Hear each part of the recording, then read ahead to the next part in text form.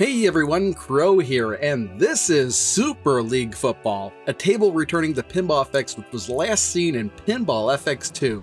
Now I'm not exactly sure when I'm releasing this video, but the table will be available on PlayStation, Xbox, Switch, Steam, and the Epix Game Store on May 16th, 2024. Zen Studios gave me access to a special game build which allows me early access to this table. Now, right off the bat, I want to say that if you're watching this video within the first week of the table's release, you might as well go to the platform of your choice right now and download the table, because it's free for a limited time.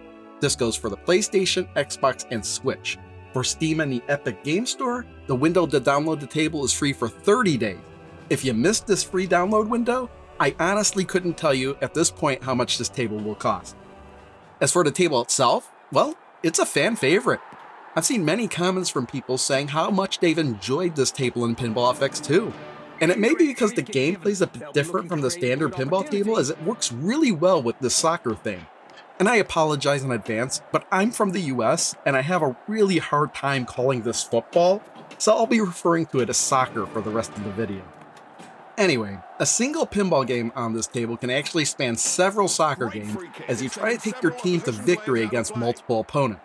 You've got a crowd cheering you on and a player character and mascot on both sides of the table who are pretty well animated and will perform actions based on what's going on. And since they're off to the sides, they never really interfere with you if you're concentrating on the game itself. The only thing that may throw you off is that the ball looks like a soccer ball instead of a pinball. But it's easy to get used to, and it really adds to the illusion that you're in a soccer match.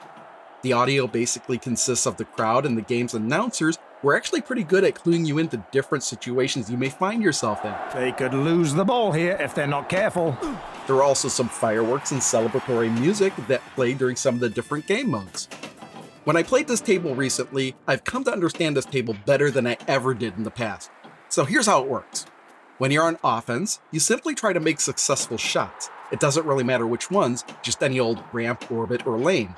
Making these shots will increase your pass meter, which is displayed at the bottom of the table. If you go too long without making a successful shot, the meter will deplete, and when it's empty, you'll switch to defense, where you'll have to make all the lit shots within a time limit to regain control of the ball again. If you're not fast enough or you drain the ball while on defense, the opposing team will score. You can't defend like that and not expect to concede goals. While on offense, lighting both lamps in the in lane will allow a small window of time for you to launch an attack on your opponent's goal by hitting the cross or long ball ramps, which will then divert the ball to the mini playfield, where you must shoot the ball past the goalie and defenders to score a goal. The number of defenders can be reduced by increasing your pass meter a lot before launching an attack on goal, or sometimes removing a defender is given as a random award. Now there are 3 places on the table to lock a ball when they're lit, and if you lock all 3, this table does not instantly give you multiball. No. You've got to put a bit more effort into it than just that. What'll happen when you lock a ball is you'll cause one of the 10 player lights in the middle of the playfield to start flashing. So if you lock 3 balls, 3 players will be flashing. Then when you score a goal, the player lights will lock in and stay lit, and you'll get a goal celebration multi-ball mode. And man, is it satisfying. It's like rubbing it in your opponent's face, because by scoring more goals in this mode, you'll get super jackpots. And if you get all 10 players to be lit, well, you'll activate the game's wizard mode, the golden goal celebration multi-ball mode, which is basically the same as the regular goal multi-ball mode, but the soccer balls will be gold and there will always be 4 balls in play, and scoring is doubled. I did also want to mention the flippers in both outlanes, which can usually be used to kick the ball back into play and prevent you from losing a ball, which is good because you want to be able to last at least 1 full game of soccer. One of the more interesting things this table does is it'll just simply stop the game when time in the half runs out, and if it's halftime, then you get to play a special halftime show multi-ball mode. And that's one of the things that makes this table fun. You score a goal, multi-ball. Make it to halftime, multi-ball. You light all the ramp letters, multi-ball. And for me, it's pretty fun to juggle all these balls around while trying to get more shots on goal. If there's one minor complaint I have, it's that once you start to get a little bit good at this table, the games can last a really long time, like well over an hour. Fortunately, you can stop the game at any time and just continue it later, but sometimes it's just really hard to leave things unfinished. Also, there is a skill shot on this table, but the game doesn't really seem to care about it.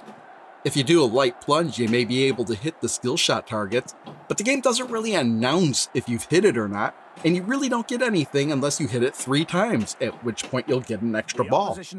But otherwise, there's not much else to complain about, unless you really don't like soccer.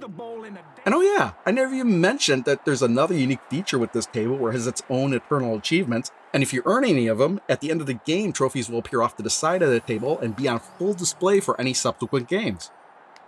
So that'll wrap it up for Super Football League. For a limited time free table, it's excellent. If I had to guess, I'd guess that the table will go for no more than $5 once the free download period is over. I don't think it'll be much more than that though, because this is just a slightly upgraded version of a table that was already in Pinball FX 2. I mean, there are some differences here and there, but it plays exactly the same otherwise. Regardless, it's nice to see it here in Pinball FX, especially since Pinball FX 2 has been delisted.